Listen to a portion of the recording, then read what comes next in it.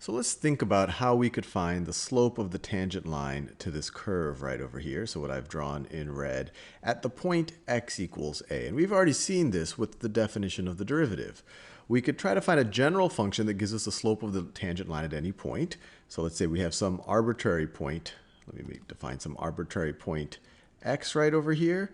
Then this would be the point x comma f of x. And then we could take some x plus h. So let's say that this right over here is the point x plus h. And so this point would be x plus h, f of x plus h. We can find the slope of the secant line that goes between these 2 points. So that would be your change in your vertical, which would be f of x plus h, minus f of x, over the change in the horizontal, which would be x plus h minus x. X plus h minus x, and these two x's cancel. So this would be the slope of this secant line. And then if we want to find the slope of the tangent line at x, we would just take the limit of this expression as h approaches 0. As h approaches 0, this point moves towards x, and that slope of the secant line between these two is going to approximate the slope of the tangent line at x. And so this right over here, this we would say is equal to f prime of x. This is a function of x. You give me an x, you give me an arbitrary x where the derivative is defined. I'm going to plug it into this, whatever this ends up being. It might be some nice clean algebraic expression, and then I'm going to give you a number.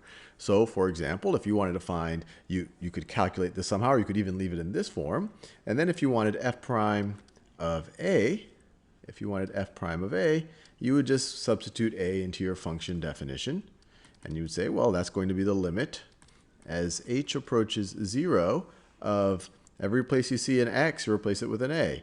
F of, I'll stay in this color for now, blank plus h minus f of blank, all of that over h.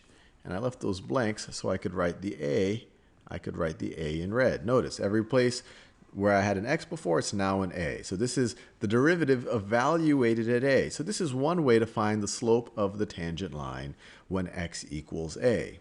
Another way, and this is often viewed as the alternate form of the derivative, would be to do it directly. So this is the point a comma f of a. Let's just take another arbitrary point someplace. So let's say this is the value x. This point right over here on the function would be x comma f of x. And so what's the slope of the secant line between these 2 points? Well, it would be change in the vertical, which would be f of x minus f of a, over change in the horizontal, over x minus a. So let me do that in a purple color, over x minus a. Now, how can we get a better and better approximation for the slope of the tangent line here?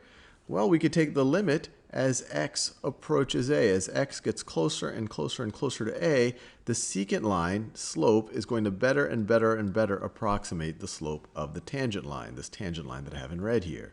So we would want to take the limit as x approaches a here.